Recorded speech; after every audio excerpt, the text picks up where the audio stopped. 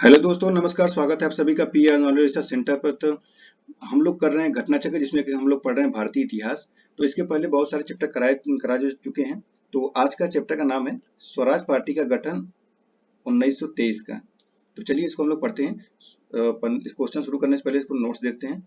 और इसको भी शुरू करने से पहले बता देता हूँ कि घटना चक्र पढ़ना क्यों जरूरी है। अगर आप यूपीएससी, यूपी पीसीएस या कोई भी स्टेट पीसीएस और आरओ की एग्जाम की तैयारी कर रहे हैं तो घटना चक्र पढ़ना जरूरी है, क्योंकि इसमें प्रीवियस ईयर जितने भी क्वेश्चन आए हुए रहते हैं उस क्वेश्चन को यहाँ पर देखा जाता है, उसका एनालिसिस किया जाता है, समझ में आता है कि किस प्रकार के क्वेश्चन आते हैं। तो अगर आप भी तैयारी कर रहे हैं तो आपको घटना चक्र पढ़ना बहुत जरूरी है। तो चलिए हम लोग शुरू करते हैं नोट्स से। वर्ष 1919 के भारतीय शासन अधिनियम द्वारा स्थापित केंद्रीय तथा प्रांतीय विधानमंडलों का कांग्रेस ने गांधी जी के निर्देशानुसार बहिष्कार किया था और वर्ष 1920 के चुनाव में भी भाग नहीं लिया। असहयोग आंदोलन की समाप्ति और गांधी जी की गिरफ्तारी के बाद देश के वातावरण में एक अजीब निराशा का माहौल बन गया था। ऐसी स्थिति में मोतीलाल नेहरू तथा सी.आर. दास ने एक नई विचारधारा को जन्म दिया। मोतीलाल नेहरू तथा सी.आर. दास ने कांग्रेस के विधानमंडलों के भीतर प्रवेश कर अंदर से लड़ाई लड़ने का विचार प्रस्तुत किया तथा 1923 के चुनाव के माध्यम से विधानमंडल में पहुंचने की योजना बनाई। किंतु वर्ष 1922 में कांग्रेस के गया अधिवेशन में बहुमत के साथ इस योजना को अस्वीकार कर दिया गया। सी.आर. दास इस दौरान कांग्रेस के अध्यक्ष थे। कांग्रेस की अध्यक्षता से त्यागपत्र दे दिया और जनवरी 1923 में मोतीलाल नेहरू के साथ मिलकर स्वराज पार्टी का स्थापना की। देखिए इनको याद रखिए, जनवरी 1923 में मोतीलाल नेहरू के साथ स्वराज पार्टी का स्थापना हुआ। ठीक है, पूछा जाएगा क्वेश्चन। सी.आर. दास। तो इस पार्टी का मुख्य उद्देश्य चुनाव के माध्यम से काउंसिलों में प्रवेश कर तथा उन्हें काम न करने देकर वर्ष 1919 के भारत शासन अधिनियम के उच्छेदन करना था। सी.आर. दास स्वराज पार्टी के अध्यक्ष और मोतीलाल नेहरू इसके महासचिव थे। देखिए ऐसे ही क्वेश्चन पूछे जाएंगे। सी.आर. दास क्या थे? ये पार्टी के अध्यक्ष थे और मोतीलाल नेहरू इसके महासचिव थे। श्रीनिवास अयंगर मद्रास प्रांत स्वराज पार्टी के संस्थापक तथा एन.सी. केलकर स्वराज दल के अन्य प्रमुख नेता थे। वर्ष 1925 में विट्ठल भाई पटेल का सेंट्रल लेजिस्लेटिव केंद्रीय विधानमंडल असेंबली का अध्यक्ष चुना जाना स्वराजियों की एक महत्वपूर्ण उपलब्धि थी। चितरंजन दास को देशबंधु के नाम से जाना जाता था। देशबंधु का तात्पर्य the friend of nation. Chittaranjan Das England से वकालत की पढ़ाई करने के बाद स्वदेश आकर बैरिस्टर हो गए तथा वकील के रूप में इनकी सबसे बड़ी सफलता अलीपुर बम कांड केस में अरविंद घोष का बचाव करना था। इन्होंने कहा था, स्वराज आम जनता के लिए होना चाहिए, केवल वर्गों के लिए नहीं। 16 दिसंबर 1922 को इंडिपेंडेंट पार्टी बनाने का निर्णय मदन मोहन मालवीय तथा मोतीलाल नेहरू ने किया था। मदन मोहन मालवीय हिंदू महासभा के संस्थापक थे। तो चलिए अब हम शुरू करते हैं हम लोग प्रश्न।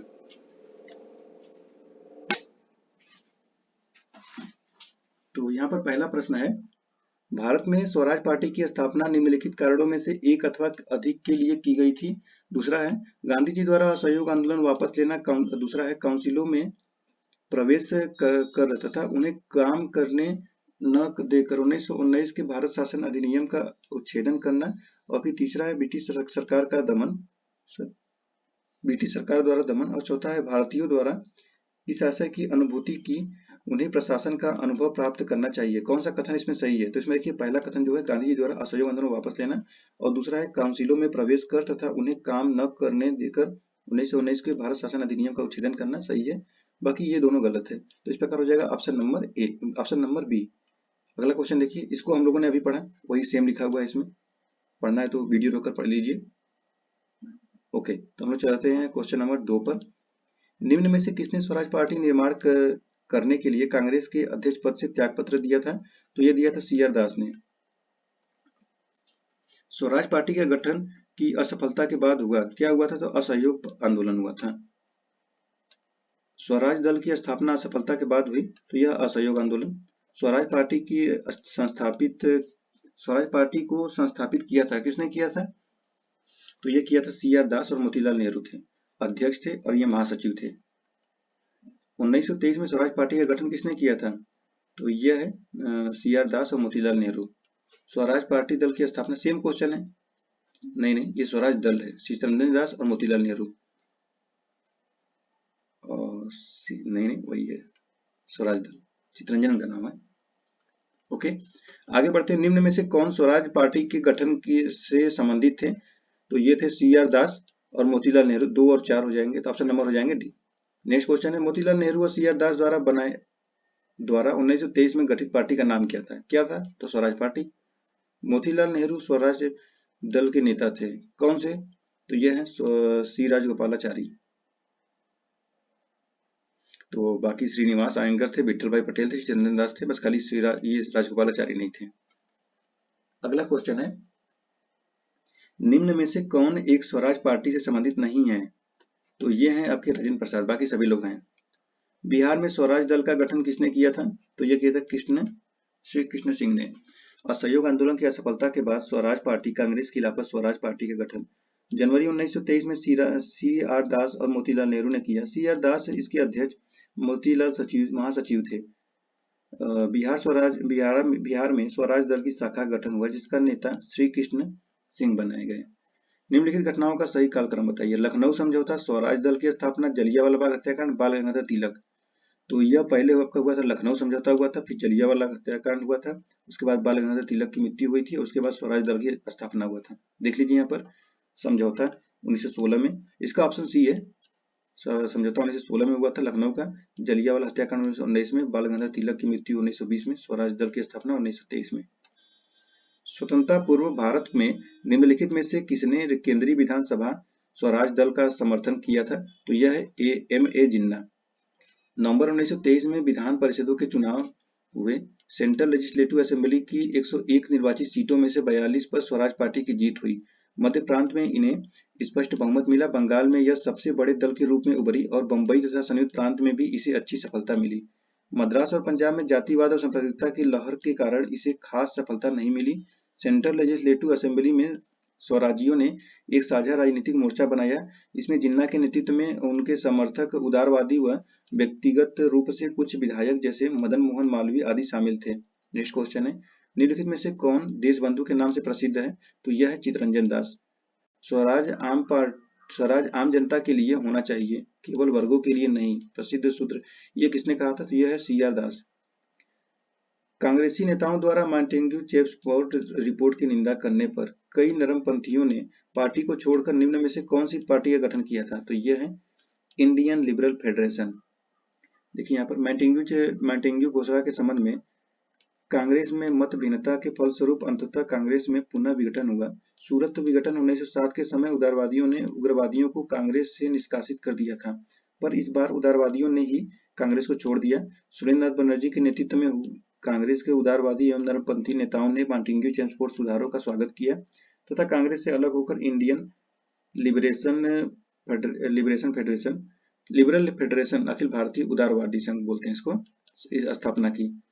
अगला क्वेश्चन है, निम्नलिखित में से किन लोगों ने 16 दिसंबर 1922 को इंडिपेंडेंट पार्टी बनाने का निर्णय लिया था? तो कौन लिया था? तो ये लिया था आपके मदन मोहन मालवीय और मोतीलाल नेहरू। ऑप्शन नंबर हो जाएगा डी। देखिए यहाँ पर 16 दिसंबर 1922 को इंडिपेंडेंट पार्टी बनाने का निर्णय मदन मोहन मालवीय तथा मोतीलाल नेहरू ने लिया था। मदन मोहन मालवीय हिंदू महासभा के संस्थापक सदस्य थे। इन्होंने वर्ष 1916 में बीएचयू की स्थापना की, बनारस हिंदू विश्वविद्यालय के साथ मिलकर स्वराज पार्टी की स्थापना की थी। अगला क्वेश्चन है, सेंट्रल लेजिस्लेटिव असेंबली का प्रथम भारतीय अध्यक्ष स्पीकर कौन था? तो यह है विठल भाई पटेल। अगला क्वेश्चन है, वे राष्ट्रीय नेता कौन थे जो 1925 में सेंट्रल लेजिस्लेटिव असेंबली के अध्यक्ष निर्वाचित हुए थे? तो यह है विठल भाई पटेल। अगस्त 1925 में सेंट्रल लेजिस्लेटिव असेंबली के अध्यक्ष निर्वाचित कौन थे? तो यह विठल भाई पटेल। आरो क्वेश्चन है। अब आता है साइमन कमीशन 1927। साइमन कमीशन के बारे में बहुत क्वेश्चन पूछे जाते हैं। वर्ष 1919 के मॉन्टेग्यू चेम्सफोर्ड एक्ट में 10 वर्ष पर इसकी समीक्षा हेतु एक संवैधानिक आयोग का गठन प्रावधान किया था। आयोग में देखा गया था कि अधिनियम व्यवहार में कहां तक सफल रहा तथा उदारवादी शासन की दिशा में कहां तक प्रगति करने की स्थिति है। नवंबर 1927 में साइमन कमीशन अथवा भारतीय संवैधानिक आयोग की नियुक्ति तत्काल कंजर्वेटिव ब्रिटिश प्रधानमंत्री स्टेनली बाल्डविन द्वारा की गई थी। जॉन साइमन की अध्यक्षता में गठित आयोग में कुल 7 सदस्य थे। देखिए कुल 7 सदस्य थे, लेकिन सभी स्वायत्त थे, यानी कि सभी भारतीय इसमें से कोई नहीं था। तो इसीलिए इसको साइमन कमीशन गो बैक का नारा दिया गया था और ये 2 साल पहले भी आ गया था। चलिए हम लोग क्वेश्चन शुरू करते हैं। क्वेश्चन है, साइमन कमीशन भारत किस वर्ष आया था? तो यह आया था 1928 में। देखिए इसको पढ़िए। ठीक है, क्वेश्चन देखते हैं दूसरा। साइमन कमीशन के आने के विरुद्ध भारतीय जन आंदोलन क्यों हुआ? तो यह हुआ था साइमन कमीशन कोई भारतीय सदस्य नहीं था, यही था option number C. Question number 3 है, साइमन आयोग नियुक्त किया गया था, तो यह किया गया था 1927 में, आया 1928 में। 1928 ईस्वी में साइमन कमीशन भारत में किस उद्देश्य से आया था? तो यह आया था प्रशासनिक सुधार पर विचार करने के लिए। नेक्स्ट क्वेश्चन है, भारतीयों ने साइमन कमीशन का बहिष्कार किया था, क्यों? तो इसमें कोई सदस्य भारतीय नहीं था, ऑप्शन नंबर सी। निम्नलिखित में से किस साइमन कमीशन का कौन सा एक सदस्य उदारवादी दल का था? तो यह है सर जॉन साइमन। किसके सुझाव पर भारतीयों को साइमन कमीशन से बाहर रखा गया था? रीडिंग, चेम्सफोर्ड, तो यह है इरविन के। नेक्स्ट क्वेश्चन है कथन और कारण क्वेश्चन है। तो कथन है, कांग्रेस ने साइमन आयोग का बहिष्कार किया था क्योंकि साइमन आयोग में एक भी सदस्य भारतीय नहीं था। तो सही है, और इसका सही व्याख्या भी करा था, ऑप्शन नंबर ए हो जाएगा। नेक्स्ट क्वेश्चन है, निम्नलिखित कथनों में से साइमन कमीशन के संबंध में सही कथनों पर विचार कीजिए। पहला कथन है, उसकी नियुक्ति 1919 एक्ट के क्रियान्वयन की पूछताछ के लिए की गई थी। दूसरा है, उसके अध्यक्ष सर जॉन साइमन थे। तीसरा है, उसने संघीय प्रकार की सरकार के लिए संतुष्टि की थी। और चौथा है, भारतीय नेताओं ने उसका विरोध किया था। तो ऑप्शन डी है, सभी के सभी कथन सही है। नेक्स्ट क्वेश्चन है, साइमन कमीशन की सिफारिशों के संदर्भ में निम्नलिखित कथनों में से कौन सा कथन सही है? तो इसने प्रांतों में देश शासन की उत्तरदायी सरकार द्वारा प्रतिस्थापित करने की संतुष्टि की, यही कथन सही है। तो ऑप्शन नंबर ए हो जाएगा। क्वेश्चन नंबर 11 देखिए, लाला लाजपत राय घायल हुए थे, कहाँ हुए थे? साइमन कमीशन के विरोध में लाठी चार्ज में हुए थे, ऑप्शन नंबर ए हो जाएगा। देखिए यहाँ पर भारतीय राष्ट्रीय कांग्रेस ने दिसंबर 1927 में मद्रास में हुए अपने अधिवेशन में साइमन कमीशन का विरोध करने का निर्णय किया। 3 फरवरी 1928 को साइमन कमीशन बंबई पहुंचा और उस दिन देशव्यापी हड़ताल का आयोजन हुआ। कमीशन जहां गया वहां पूर्ण हड़ताल रखी गई तथा साइमन कमीशन वापस जाओ के नारे जो तथा जुलूस निकाले गए। लाहौर में साइमन कमीशन विरोधी जुलूस के नेतृत्व करते समय पुलिस के लाठीचार्ज में लाला लाजपत राय गंभीर रूप से घायल हो गए। पुलिस द्वारा की गई इस बर्बरतापूर्वक पिटाई के कारण ही लाला लाजपत राय की मृत्यु हो गई। मरने से पूर्व उन्होंने कहा था, मेरे ऊपर किए गए लाठियों के एक एक प्रहार ब्रिटिश के ताबूत की आखिरी कील साबित होगी। ताबूत जानते हैं ना, ब्रिटिश ताबूत, जैसे कि अगर कोई अंग्रेजों में मरता है तो उसको बॉक्स बनाया जाता है, ऐसे बॉक्स होता है, ऐसे बॉक्स होता है ना, तो इस बॉक्स के ऊपर कील ठोके जाते हैं। तो एक बार जब कील अगर ठोका गया तो दोबारा फिर इस पे कील जब लगा देंगे दोबारा उसको उखाड़ना नहीं होता है। एक भी बाकी रहे तो उखाड़ सकते हैं, लेकिन अगर लास्ट कील भी अगर बंद कर दिया गया तो उसको उखाड़ना नहीं होता है। तो ऐसे इसको ताबूत बना दिया जाता है, तो उसी को बोलते हैं ताबूत। नेक्स्ट क्वेश्चन है, पंजाब केसरी की उपाधि किसको दी गई थी? पंजाब केसरी, तो यह लाला लाजपत राय। नेक्स्ट क्वेश्चन है, 1928 में लाहौर में लाला लाजपत राय के नेतृत्व में साइमन कमीशन का विरोध आयोजित किया गया था। तो और साइमन कमीशन में एक भी भारतीय सदस्य शामिल नहीं था। कौन सा कथन सही है? तो इसलिए दोनों कथन सही है और सही व्याख्या भी करता है, तो ऑप्शन नंबर ए हो जाएगा। नेक्स्ट क्वेश्चन है, नेहरू रिपोर्ट तैयार की थी, किसने किया था? तो एमएल नेहरू, मोतीलाल नेहरू ने 1927 में किया था। निम्नलिखित में से किसने सर्वप्रथम भारत के लिए औपनिवेशिक स्वराज की मांग की थी? तो यह किया था सर तेज बहादुर सप्रू और जयकर ने। नेक्स्ट क्वेश्चन है, भारतीय स्वतंत्रता आंदोलन के काल के संदर्भ में नेहरू रिपोर्ट में निम्नलिखित में से किस अनुशंसा की गई थी? तो यह भारत के लिए पूर्ण स्वतंत्रता, अल्पसंख्यकों हेतु आरक्षित स्थानों के लिए संयुक्त निर्वाचन क्षेत्र, संविधान में भारतीयों के लिए मौलिक अधिकारों का प्रावधान। तो इसमें कथन जो है 2 और 3 सही है, पहला गलत है, पूर्ण स्वतंत्रता गलत है। नेक्स्ट क्वेश्चन है, निम्न में से कौन वर्ष 1928 में independence for all India league के गठन से संबंध थे? तो यह थे आपके जवाहरलाल नेहरू और सुभाष चंद्र बोस, जयप्रकाश नारायण और राजेंद्र देव नहीं थे। तो 1 और 2 से हो जाएगा, तो ऑप्शन नंबर सी हो जाएगा। रिक्त स्थानों को भरिए। नेहरू रिपोर्ट की अध्यक्षता में एक कमेटी द्वारा तैयार किए गए इसका विषय था, तो इसका विषय था मोतीलाल नेहरू, भारत और संवैधानिक व्यवस्थाएं, ऑप्शन नंबर सी हो जाएगा। क्वेश्चन नंबर 19 देखिए, मुस्लिम लीग के निम्नलिखित में से किस अधिवेशन में M.A. जिन्ना ने अपना 14 सूत्री प्रस्ताव रखा था? तो यह रखा था 1929 में। कांग्रेस दल की उग्र शाखा ने, जिसके एक प्रमुख नेता जवाहरलाल नेहरू थे, इंडिपेंडेंस फॉर इंडिया लीग की स्थापना की। वह लीग किसके विरोध में स्थापित हुई थी? तो यह था नेहरू रिपोर्ट। फरवरी 1928 में आयोजित सर्वदलीय सम्मेलन के अध्यक्ष निम्नलिखित में से कौन थे? तो यह है डॉक्टर M.A. अंसारी। तो तत्कालीन भारत सचिव लॉर्ड बर्किनहेड द्वारा भारतीयों को दी गई चुनौती के प्रत्युत्तर में कांग्रेस द्वारा डॉक्टर M.A. अंसारी की अध्यक्षता में एक सर्वदलीय सम्मेलन आयोजित किया गया। इसका उद्देश्य एक आम सहमति वाले संविधान का मसौदा तैयार करना था। फलतः मोतीलाल नेहरू की अध्यक्षता में एक कमेटी नियुक्त की गई, जिसके द्वारा अगस्त 1928 में प्रस्तुत नेहरू रिपोर्ट कहा जाता है। चलिए अब आता है क्वेश्चन कांग्रेस लाहौर अधिवेशन पूर्ण स्वराज 1929 का। अब आएंगे यहाँ पर जवाहरलाल नेहरू। देखिए, वर्ष 1921 के अहमदाबाद अधिवेशन में मौलाना हजरत मोहानी ने प्रस्तावित किया कि स्वराज को सभी प्रकार के स्वदेशी निमंत्रण से मुक्त संपूर्ण स्वतंत्रता या संपूर्ण स्वराज के रूप में परिभाषित किया जाए और इस कांग्रेस का लक्ष्य बनाया जाए। इसी कांग्रेस का लक्ष्य बनाया जाए।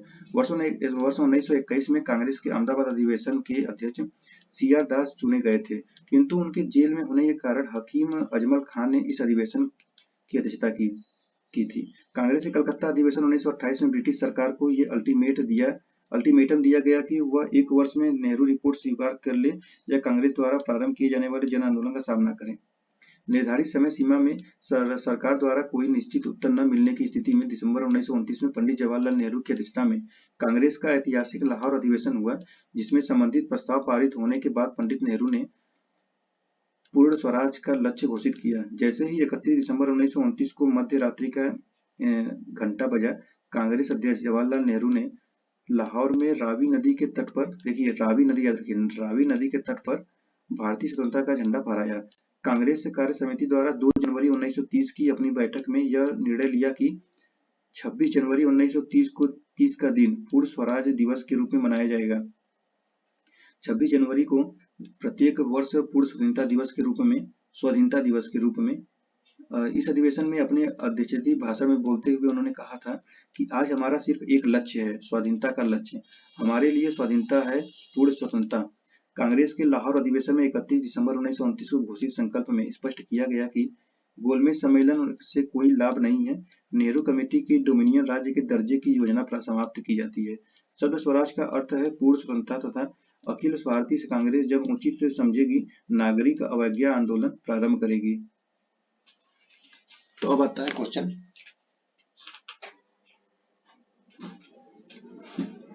पहला क्वेश्चन है इसमें, भारतीय स्वतंत्रता संग्राम के दौरान निम्नलिखित में से किसने प्रस्तावित किया कि स्वराज को सभी प्रकार के विदेशी नियंत्रण से मुक्त संपूर्ण स्वतंत्रता के रूप में परिभाषित किया जाए? तो यह है मौलाना हजरत मोहानी। नेक्स्ट क्वेश्चन है, 1921 के अहमदाबाद अधिवेशन में निम्नलिखित नेताओं में से किसने संपूर्ण स्वराज को कांग्रेस का लक्ष्य मानने का प्रस्ताव रखा था? तो यह हजरत मोहानी। कांग्रेस ने पहली बार कब स्वतंत्रता प्रस्ताव पारित किया था, भारत की स्वतंत्रता का प्रस्ताव? तो यह है 1929 में। देख लीजिए यहाँ पर जवाहरलाल नेहरू ने पूर्ण स्वराज की मांग की थी और 26 जनवरी को स्वतंत्रता दिवस के रूप में मनाने का कहा था, स्वाधीनता। नेक्स्ट क्वेश्चन है, भारतीय राष्ट्रीय कांग्रेस ने किस सत्र में पूर्ण स्वतंत्रता का प्रस्ताव पारित किया था? तो यह है लाहौर 1929। कांग्रेस द्वारा भारत की पूर्ण स्वतंत्रता, सेम क्वेश्चन है, लाहौर 1929। 1947 से पहले 26 जनवरी को कहा जाता है स्वाधीनता, पूर्ण स्वराज, ऑप्शन नंबर डी हो जाएगा। पूर्ण स्वराज का प्रस्ताव लाहौर कांग्रेस में, तो यह किस वर्ष हुआ था? तो यह 1929 में। भारतीय राष्ट्रीय कांग्रेस द्वारा किस दिन को पूर्ण स्वराज दिवस का दिन घोषित किया गया था? तो यह है 26/1/1930। अगला क्वेश्चन है, निम्नलिखित में से किस एक ने भारतीय राष्ट्रीय कांग्रेस के उस अधिवेशन की अध्यक्षता की थी जिसमें पूर्ण स्वराज का प्रस्ताव पारित हुआ था? तो यह Jawaharlal Nehru, option number B हो जाएगा। कांग्रेस के 1929 के लाहौर अधिवेशन में कांग्रेस का लक्ष्य पूर्ण स्वराज किसके द्वारा घोषित किया गया? तो यह ऑप्शन सी है, जवाहरलाल नेहरू। नेक्स्ट क्वेश्चन है, 31 दिसंबर 1929 को अर्धरात्रि में भारतीय राष्ट्रध्वज को किसने फहराया था? तो यह है जवाहरलाल नेहरू। स्वतंत्रता का नवग्रहित तिरंगा पहली बार कब लहराया गया? तो यह है 31 दिसंबर 1929। 1929 में के कांग्रेस अधिवेशन में पूर्ण स्वराज का पताका किसने उठाया है? यह है पंडित नेहरू। भारतीय राष्ट्रीय कांग्रेस के निम्नलिखित अधिवेशनों में से किसकी अध्यक्षता जवाहरलाल नेहरू के सर्वप्रथम की थी, पहली बार किया था? तो यह लाहौर अधिवेशन 1929।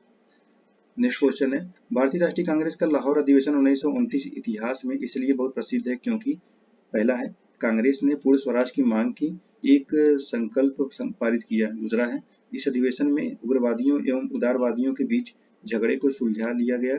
और तीसरा है, इस अधिवेशन में 2 राष्ट्रों की मांग के सिद्धांत को अस्वीकार करते हुए एक संकल्प पारित किया गया। तो केवल इसमें एक सही है, दूसरा और तीसरा गलत है। देखिए क्वेश्चन नंबर 16, 1929 में लाहौर में आयोजित भारतीय राष्ट्रीय कांग्रेस के अधिवेशन के अध्यक्ष कौन था? तो यह है जवाहरलाल नेहरू। स्वतंत्रता आंदोलन के इतिहास में भारतीय राष्ट्रीय कांग्रेस का 1929 का अधिवेशन इसलिए महत्वपूर्ण है क्योंकि इस अधिवेशन में कांग्रेस के लक्ष्य के तौर पर पूर्ण स्वराज को स्वीकृत किया गया। तो ऑप्शन नंबर बी हो जाएगा। निम्नलिखित भारतीय राष्ट्रीय कांग्रेस के अधिवेशनों में से किसमें कांग्रेस का लक्ष्य पूर्ण स्वराज घोषित किया गया? तो यह है लाहौर। कांग्रेस ने पूर्ण स्वराज की घोषणा सबसे पहले कहाँ की? तो यह लाहौर। भारतीय राष्ट्रीय कांग्रेस के लाहौर अधिवेशन 1929 के अध्यक्ष थे। तो यह है जवाहरलाल नेहरू। निम्नलिखित में से कौन सा 1929 में कांग्रेस के लाहौर अधिवेशन में पारित संकल्प में शामिल नहीं था? तो भारत का विदेशी नीति, पूर्ण स्वराज का लक्ष्य घोषणा, सविनय अवज्ञा आंदोलन प्रारंभ करने की तैयारी और अस्पृश्यता का उन्मूलन। ऑप्शन सी हो जाएगा, ऑप्शन डी हो जाएगा, अस्पृश्यता का उन्मूलन। क्वेश्चन नंबर 22 है सॉरी, पूर्ण स्वराज संकल्प को भारतीय राष्ट्रीय कांग्रेस के लाहौर अधिवेशन में किसने प्रस्तुत किया था? तो यह है ऑप्शन बी, जवाहरलाल नेहरू। इसको पढ़िए।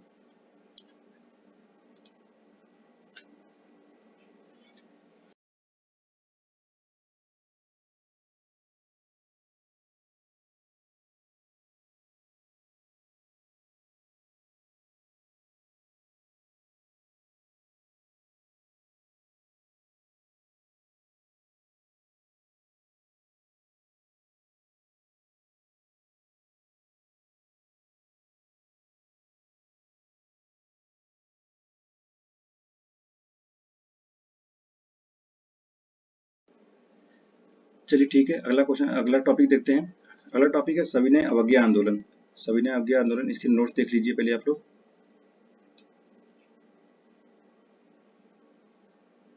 और इधर नोट्स हैं और इधर क्वेश्चन है। तो हम लोग क्वेश्चन देखते हैं।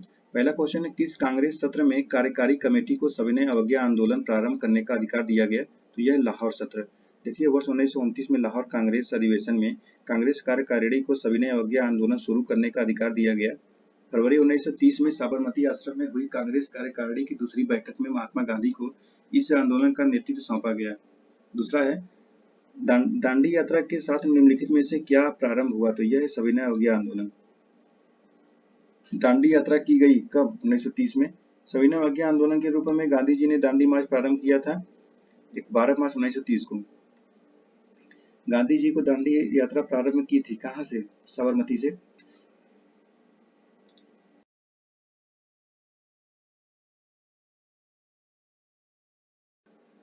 महात्मा गांधी ने दांडी यात्रा किस आश्रम शुरू की थी? तो साबरमती आश्रम। 1930 में महात्मा गांधी ने सविनय अवज्ञा आंदोलन कहाँ से प्रारंभ किया था? सविनय अवज्ञा दांडी से। निम्नलिखित प्रांतों में से किस प्रांत के सत्याग्रहियों की संख्या महात्मा गांधी के दांडी कूच में सर्वाधिक थी? तो यह है गुजरात। देखिए, 12 मार्च 1930 को महात्मा गांधी ने दांडी यानी गुजरात में समुद्र तट पर नमक कानून का उल्लंघन करके सविनय अवज्ञा आंदोलन प्रारंभ करने के उद्देश्य से अपने साबरमती आश्रम अहमदाबाद से चुने हुए साथियों के साथ सत्याग्रह के लिए कूच किया। भारत सरकार के संस्कृति मंत्रालय को वेबसाइट पर महात्मा गांधी को समर्पित गांधी हेरिटेज पोर्टल पर भी सत्याग्रहियों की सूची नाम सहित उपलब्ध है। इस सूची के अनुसार राज्य एवं सत्याग्रहियों की संख्या निम्नानुसार है। जहां से 1 या 2 सत्याग्रही शामिल हुए हैं उनके नाम भी हम उल्लेखित कर रहे हैं। वेबसाइट पर पूरे नाम देखे जा सकते हैं। यहाँ पर है, इसको देख लीजिए। नेक्स्ट क्वेश्चन है क्वेश्चन नंबर 9। गांधी जी के नमक सत्याग्रह का उद्देश्य क्या था? नमक कानून को निरस्त करना, सरकार को सत्ता की कटौती, आम लोगों के लिए आर्थिक राहत या भारत के लिए पूर्ण स्वराज। इसमें ऑप्शन ये हो जाएगा, उपयुक्त से एक से अधिक है। इसको देख लीजिए। क्वेश्चन नंबर 10 है, निम्नलिखित में से किसने गांधी जी के नमक आंदोलन में भाग लिया? तो यह लिया था राजकुमारी अमृत कौर ने, सरोजिनी नायडू ने, कमला देवी चट्टोपाध्याय ने। तो ये ऊपरी सभी जाएंगे। क्वेश्चन नंबर 11 है, निम्नलिखित में से किस आंदोलन में महिलाओं की भागीदारी सर्वाधिक मानी जाती है? तो यह है नमक सत्याग्रह दांडी। महात्मा गांधी ने 1930 में सविनय अवज्ञा आंदोलन का प्रारंभ किया था साबरमती दांडी से। सविनय अवज्ञा आंदोलन शुरू किया तो यह है दांडी मार्च के बाद। दांडी मार्च शुरू किया गया था कब? तो यह नमक कानून तोड़ने के लिए। ऐतिहासिक दांडी मार्च का संबंध है तो नमक कानून से है। दांडी यात्रा कितने दिन तक चली थी? तो ये चली थी 24 दिनों तक। सबसे पहले कौन सी घटना घटी थी? दांडी भारतीय आंदोलन छोड़ो। तो ये पहले हुई थी साइमन कमीशन आयोग। साइमन कमीशन आयोग कब आया गया था? तो ये 3 फरवरी को आया गया था 1928 में। ठीक है। और उसके बाद तो उसके बाद आपका आया गांधी इरविन समझौता नहीं, फिर ये आया 12 मार्च को 1930 में आ गया था दांडी मार्च। उसके बाद भारत छोड़ो आंदोलन 1942 में आया था, और 5 मार्च को 1931 में गांधी इरविन समझौता हुआ था। तो ऑप्शन नंबर इसका सी हो जाएगा। नेक्स्ट क्वेश्चन है, भारतीय इतिहास में 6 अप्रैल 1930 की तिथि मानी जाती है, क्या मानी जाती है? यह महात्मा गांधी द्वारा दांडी मार्च, ऑप्शन ए। कथन और कारण क्वेश्चन है, महात्मा गांधी द्वारा नमक आंदोलन वर्ष 1930 में चलाया गया था क्योंकि महात्मा गांधी का उद्देश्य था गरीबों को नमक मुफ्त उपलब्ध कराना। तो इसमें ऑप्शन सी हो जाएगा, ए सही लेकिन आर गलत है। सविनय अवज्ञा आंदोलन के संदर्भ में निम्नलिखित कथनों पर विचार कीजिए। पहला कथन है, महात्मा गांधी को नमक कानून तोड़ने के विरोध में सजा नहीं दी गई थी, और दूसरा है मदन मोहन मालवीय, देवदास गांधी और के एम मुंशी को नमक कानून तोड़ने पर सजा दी गई थी। यह केवल दो।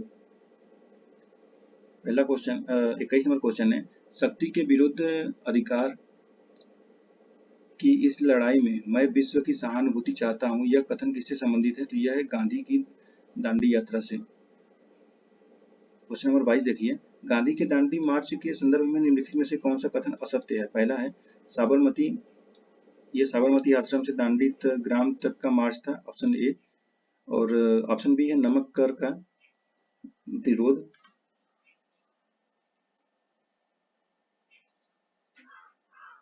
नमक कर का विरोध करना इसका विशेष प्रयोजन था, तो ये भी सही है। समुद्र किनारे पहुंचकर गांधी ने नमक बनाया था, ये कथन गलत है। और दूसरा चौथा है यह पूरी तरह से पैदल मार्च था, तो ये भी सही है। तो देखिए यहाँ पर गांधी जी ने दांडी में समुद्र तट पर नमक कानून का उल्लंघन करके सविनय अवज्ञा आंदोलन का शुभारंभ करने का निश्चय किया। नमक को इस आंदोलन का एक प्रमुख मुद्दा बनाया गया क्योंकि सरकार ने इस अत्यावश्यक वस्तु की बिक्री को नियंत्रित कर रखा था और उस पर कर आरोपण यानी ज्यादा टैक्स लगाया था, जिसका गरीबों पर अत्यधिक प्रतिकूल प्रभाव पड़ता था। 12 मार्च 1930 को गांधी जी ने दांडी मार्च शुरू किया। उन्होंने अपने साबरमती आश्रम अहमदाबाद से राष्ट्रीय नमक सत्याग्रह स्मारक, संस्कृति मंत्रालय, भारत सरकार ने दांडी मार्च में गांधी के 80 सहयोगियों गांधी की सहित कुल 81 सूची दी है, जबकि इतिहास की अधिकांश पुस्तकों में 78 दी गई है। चुने हुए साथियों के सत्याग्रह के लिए कूच किया गया। 24 दिनों की लंबी यात्रा पैदल 5 अप्रैल 1930 को वे गांधी तक पहुंचे, दांडी पहुंचे तथा 6 अप्रैल 1930 को उन्होंने एक मुट्ठी नमक हाथ में लेकर सविनय अवज्ञा आंदोलन का श्री गणेश किया। तो देखिए हाथ मुट्ठी में लिया था, न कि बनाया था। क्वेश्चन नंबर 23 है, निम्नलिखित में से कौन सा कथन महात्मा गांधी दांडी यात्रा से विषय से असत्य है? तो यह पूर्णतः पैदल यात्रा थी, सही है। साबरमती आश्रम से आरंभ होकर समापन हुआ दांडी में, सही है। साबरमती आश्रम से शुरू हुआ 24 दिनों की यात्रा था और यह 15 मार्च को आरंभ हुआ था, ये 15 मार्च को की गई थी, ये गलत है। 15 मार्च को नहीं हुआ था, 6 अप्रैल शुरुआत इसका हुआ ना, शुरुआत इसका 5 अप्रैल को हुआ था।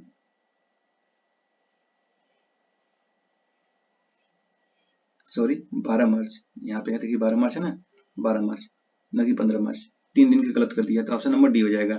नेक्स्ट है, नमक सत्याग्रह के समय गांधी जी के गिरफ्तार हो जाने के बाद आंदोलन के नेता के रूप में उनका स्थान किसने लिया था? तो यह है अब्बास तैयब जी ने लिया था। महात्मा गांधी दर्शना नामक गोदाम पर कांग्रेस कार्यकर्ताओं के धावे के समय कहाँ थे? तो यह थे यरदवा जेल में, यरवदा जेल में, यरवदा। 5 मई 1930 को गिरफ्तार कर यरवदा जेल भेजा गया था। उनके स्थान आंदोलन के नेता हुए थे। उनकी भी गिरफ्तारी के बाद श्रीमती सरोजिनी नायडू 21 मई 1930 को धरसना नामक गोदाम पर धावे का नेतृत्व किया था। नेक्स्ट क्वेश्चन है, आचार्य विनोबा भावे किस आंदोलन में भाग लेने के लिए प्रथम बार गिरफ्तार हुए थे? तो यह है सविनय अवज्ञा आंदोलन। गांधी जी ने जिस विशेष विदेशी पत्रकार को दांडी मार्च के समय अपने साबरमती आश्रम में ठहराया था वह कौन था? तो यह है वेब मिलर। नेक्स्ट क्वेश्चन है, उस विदेशी पत्रकार का नाम बताइए। वही है वेब मिलर। दांडी मार्च में महात्मा गांधी के साथ था, कौन था? तो यह वेब मिलर, ऑप्शन बी। इनमें से किसने अप्रैल 1930 में नमक कानून तोड़ने के लिए तंजौर तट पर एक अभियान संगठित किया था? तो यह है सी राजगोपालाचारी। भारतीय स्वतंत्रता संघर्ष के दौरान रेड शर्ट नाम से पहचाने जाने वाले खुदाई खिदमतदारों का आह्वान किया। उत्तर पश्चिमी देखिए ये हो जाएंगे आपके पठान क्षेत्रीय राष्ट्रवादी एकता और उपनिवेशवाद के विरुद्ध संघर्ष का, ऑप्शन नंबर डी हो जाएंगे। देखिए यहाँ पर उत्तर पश्चिमी सीमा प्रांत में खान अब्दुल्ला गफ्फार खां के नेतृत्व में खुदाई खिदमतदार नामक स्वयं सेवक संगठन स्थापित किया गया था। इन्हें लाल कुर्ती, रेड शर्ट के नाम से भी जाना जाता है। लाल कुर्ती संगठन के पठानों के राष्ट्रीय एकता का नारा बुलंद किया गया। किया और अंग्रेजों से स्वतंत्रता के लिए ब्रिटिश उपनिवेशवाद के विरुद्ध आंदोलन संगठित किया था। श्रमजीवियों की हालत में सुधार की मांग की। ध्यातव्य है कि जब अन्य प्रांतों में मुसलमान स्वयं को सत्याग्रह आंदोलन से अलग रख रहे थे, उत्तर पश्चिमी सीमा प्रांत मुसलमानों ने खान अब्दुल गफ्फार खान के नेतृत्व में सविनय अवज्ञा आंदोलन में एक महत्वपूर्ण भूमिका निभाई थी। नेक्स्ट है, लाल कुर्ती दल संगठित किया था। किसने किया था? तो यह अंग्रेजों के निकालने के लिए।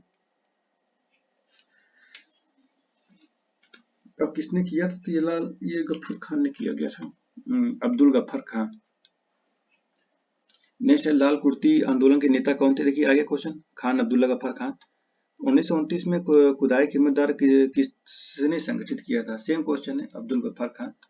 नेक्स्ट है, गढ़वाल रेजिमेंट के सैनिकों ने प्रदर्शनकारियों पर गोली चलाने से इनकार कर दिया था। तो यह है सविनय अवज्ञा आंदोलन में। नेक्स्ट क्वेश्चन है, 1930 में अंग्रेज सरकार के विरुद्ध प्रसिद्ध पेशावर कांड का नायक कौन था? तो यह है वीर चंद्र सिंह गढ़वाली। नेक्स्ट क्वेश्चन है, जिया तरंग आंदोलन कहाँ प्रारंभ हुआ है? तो यह मणिपुर में हुआ था। बेगूसराय के चौकीदार टैक्स के विरुद्ध आंदोलन का एक हिस्सा था। तो यह सविनय अवज्ञा आंदोलन। देखिए यहाँ पर दिसंबर 1930 में सविनय अवज्ञा आंदोलन के दौरान उत्तरी भारत के सारण जिले में चौकीदार टैक्स के विरोध में प्रदर्शन हुआ और प्रदर्शनकारियों ने दमन चक्र की परवाह नहीं की। अगले महीने बेगूसराय में स्वतंत्रता दिवस के लिए एकत्रित भीड़ में भारी संख्या में ग्रामवासी आकर सम्मिलित हो गए और उपमंडल अधिकारी को एक गड्ढे में धकेल दिया। गोलीबारी किए जाने के बाद ही वे वहां से हटे। नेक्स्ट क्वेश्चन है, भागलपुर में नमक सत्याग्रह का नेतृत्व किसने किया था? तो यह किया था महादेव लाल सराफ ने। नेक्स्ट क्वेश्चन है, सविनय अवज्ञा आंदोलन की असफलता के बाद गांधी जी ने महत्व दिया रचनात्मक कार्यों को। तो यही किया, रचनात्मक कार्यों को दिया था। सविनय अवज्ञा आंदोलन की असफलता के बाद गांधी जी ने रचनात्मक कार्यों को महत्व दिया। अक्टूबर 1934 में सॉरी अक्टूबर 1934 में गांधी जी ने अपना पूरा समय हरिजनोत्थान में, मतलब हरिजनों के उत्थान के लिए लगाने के लिए सक्रिय राजनीति से स्वयं को हटाने का निश्चय किया। सितंबर 1932 में गांधी जी ने हरिजन कल्याण हेतु अखिल भारतीय छुआछूत विरोधी लीग की स्थापना की तथा हरिजन नामक साप्ताहिक पत्रिका का प्रकाशन किया। द्वितीय सविनय अवज्ञा आंदोलन में जुलूस से नेतृत्व करते हुए डॉक्टर राधाबाई को गिरफ्तार किया गया था। तो यह है 13 जून 1932 को।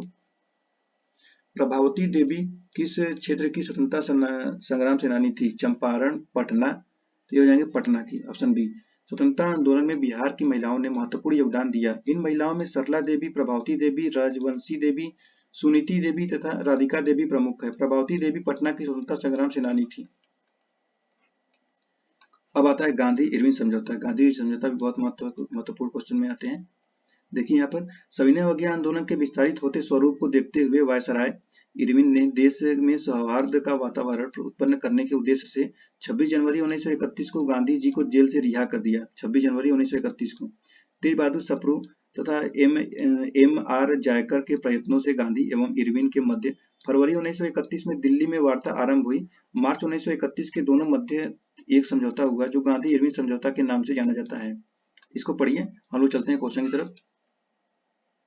तो देखिए यहाँ पर क्वेश्चन है, गांधी इरविन समझौता का मुख्य रूप से तो यह गोलमेज सम्मेलन में कांग्रेस की भागीदारी के सहज के लिए था। ऑप्शन नंबर ए है।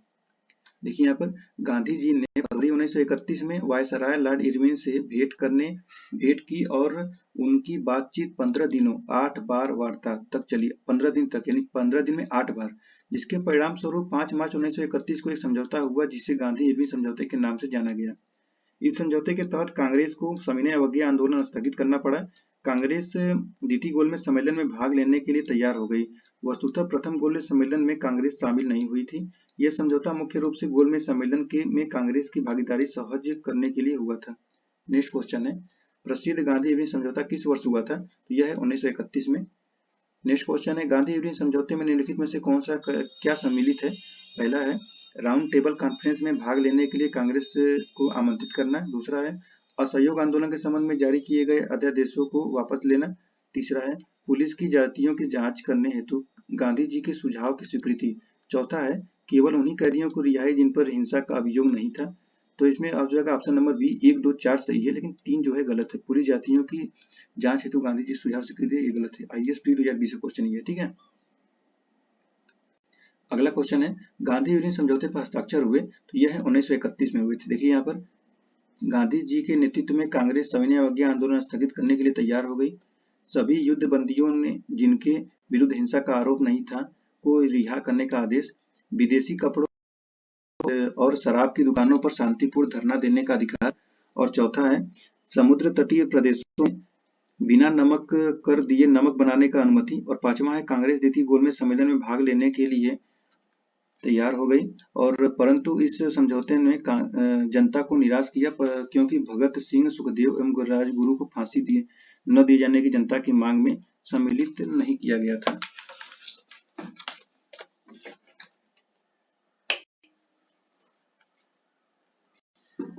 क्वेश्चन नंबर 5 है गांधी इरविन समझौता हुआ था तो यह हुआ था 1931 में। क्वेश्चन नंबर 6 से 5 मार्च 1931 में निम्न में से समझौता हुआ था तो गांधी इरविन समझौता हुआ था। निम्नलिखित में से किसका स्थान गांधी इरविन समझौते में किया जाना था तो यह है सविनय अवज्ञा आंदोलन। गांधी इरविन समझौते के हस्ताक्षरित होने में किसने महत्वपूर्ण भूमिका निभाई थी तो यह है तेज बहादुर सप्रू। देखिए यहाँ पर सविनय अवज्ञा आंदोलन के विस्तारित होते स्वरूप को देखते हुए वायसराय इरविन ने देश में सौहार्द वातावरण उत्पन्न करने के उद्देश्य 26 जनवरी 1931 को गांधी जी को जेल से रिहा किया। तेज बहादुर सप्रू तथा M.R. जयकर के प्रयत्नों से गांधी एवं इरविन के मध्य फरवरी 1931 में दिल्ली वार्ता आरंभ हुई। 5 मार्च 1931 को दोनों के मध्य एक समझौता हुआ जो गांधी इरविन समझौते के नाम से जाना जाता है। इस समझौते को परिप्रेक्ष्य से सरोजिनी नायडू ने गांधी और इरविन को दो महात्मा की संज्ञा दी थी। एक तरफ गांधी जी थे और एक तरफ इरविन था, तो उन्होंने बोला था ये दो महात्मा है। सबसे बड़ा महात्मा तो वहां बैठा था ब्रिटेन में। गांधी इरविन समझौते में किसने मध्यस्थ की भूमिका अदा की तो यह तेज बहादुर सप्रू। क्वेश्चन नंबर 10 है निम्नलिखित व्यक्तियों में किसने इरविन तथा गांधी को दो महात्मा कहा था तो यह कहा था सरोजिनी नायडू ने। निम्नलिखित क्वेश्चन नंबर 11 है निम्नलिखित में से किसने गांधी इरविन समझौते में महात्मा गांधी को लाभ को संतावना पुरस्कार कहा था तो यह कहा था L.N. Campbell Johnson. देखिए अब है कांग्रेस का कराची अधिवेशन 1931, इसको भी देख लेते हैं। गांधी इरविन समझौते दिल्ली समझौते को मंजूरी देने के लिए सरदार वल्लभ भाई पटेल की अध्यक्षता में 29 से 31 मार्च 1931 को कांग्रेस की कराची अधिवेशन हुआ। इसी अधिवेशन में पहली बार कांग्रेस ने मौलिक अधिकारों और राष्ट्रीय आर्थिक कार्यक्रमों से संबंध प्रस्ताव पारित किए। इस अधिवेशन में कुछ लोगों के विरोध पर गांधी जी ने कहा था गांधी मर सकता है, गांधीवाद नहीं। यह पहला अवसर था जब पूर्ण स्वराज को कांग्रेस द्वारा परिभाषित किया गया। वर्ष 1931 में भारतीय राष्ट्रीय कांग्रेस के कराची अधिवेशन में मूल अधिकारों तथा आर्थिक कार्यक्रम पर संकल्प पंडित जवाहरलाल नेहरू ने प्रारूपित किया तथा M.N. रॉय ने इसमें सहयोगी की भूमिका निभाई। सुभाष चंद्र बोस ने भारतीय राष्ट्रीय कांग्रेस के कराची अधिवेशन 1931 को महात्मा गांधी को लोकप्रिय और सम्मान पराकाष्ठा माना है। पहला क्वेश्चन देखिए निम्नलिखित में से किसने भारतीय राष्ट्रीय कांग्रेस के कराची अधिवेशन का सभापतित्व किया था तो यह है वल्लभ भाई पटेल। दूसरा क्वेश्चन है 1931 में भारतीय राष्ट्रीय कांग्रेस के कराची अधिवेशन के लिए जिसकी अध्यक्षता सरदार वल्लभ पटेल कर रहे थे किसने मूल अधिकारों को तथा आर्थिक कार्यक्रम संकल्प प्रारूपित किया था तो यह है पंडित जवाहरलाल नेहरू। ऑप्शन बी हो जाएंगे। नेक्स्ट क्वेश्चन है निम्नलिखित में से किसने भारतीय राष्ट्रीय कांग्रेस के कराची अधिवेशन 1931 को महात्मा गांधी को लोकप्रिय सम्मान पराकाष्ठा माना था तो यह है Subhash Chandra Bose. Option number A. Question number 4 है भारतीय स्वाधीनता संघर्ष से संबंधित निम्नलिखित घटनाओं को उनके क्रम पर रखिए, मतलब क्रम से लगाना है। द्वितीय गोलमेज सम्मेलन और भारतीय राष्ट्रीय कांग्रेस कराची अधिवेशन, भगत सिंह को फांसी, गांधी इरविन समझौता। तो ये पहले हो जाएगा गांधी इरविन समझौता हुआ, फिर भगत सिंह को फांसी हुआ, उसके बाद भारतीय राष्ट्रीय कांग्रेस कराची अधिवेशन, फिर द्वितीय गोलमेज सम्मेलन। ऑप्शन नंबर सी देख लीजिए 4, 3, 2, 1। देखिए यहाँ पर गांधी इरविन समझौता कांग्रेस के वायसराय के साथ बातचीत के लिए गांधी जी को अधिकृत किया। गांधी और इरविन के बीच लंबी बातचीत के उपरांत 5 मार्च 1931 को दोनों के बीच एक समझौते पर हस्ताक्षर हुए जिसे गांधी इरविन समझौते के रूप में जाना जाता है। भगत सिंह को फांसी 23 मार्च 1931 को, कांग्रेस कराची अधिवेशन 29 से 31 मार्च 1931 और द्वितीय गोलमेज सम्मेलन तो 7 सितंबर 1931 को हुआ था। सभी 1931 में है, लेकिन बस ये है गांधी इरविन 5 मार्च को और फांसी में 23 मार्च को, 29 से 31 मार्च का कराची अधिवेशन और ये तो 7 सितंबर को। नेक्स्ट क्वेश्चन है भारतीय राष्ट्रीय कांग्रेस से संबंधित निम्नलिखित घटनाओं को पढ़े। तो भारतीय राष्ट्रीय कांग्रेस का कराची अधिवेशन दूसरा है राजगुरु को फांसी, तीसरा है गांधी यूनियन समझौता। तो ये हो जाएगा आपका ऑप्शन नंबर है 3, 2, 1। क्वेश्चन नंबर 6 है भारतीय स्वाधीनता संग्राम से संबंधित निम्नलिखित घटनाओं पर विचार कीजिए। गांधी यूनियन समझौता, भारतीय राष्ट्रीय कांग्रेस का कराची अधिवेशन, भगत सिंह की फांसी और पूना समझौता। ये हो जाएगा आपका ऑप्शन नंबर डी 1, 3, 2, 4। देखिए यहाँ पर गांधी यूनियन समझौता 5 मार्च 1931 को हुआ था, भगत सिंह को फांसी 23 मार्च को हुआ था, भारतीय राष्ट्रीय कांग्रेस का कराची अधिवेशन 29 से 31 मार्च और पूना समझौता 24 सितंबर 1932 को हुआ था। तो इस प्रकार यह इस क्रम से लगाया गया है, इस क्रम से आप लोग देख सकते हैं।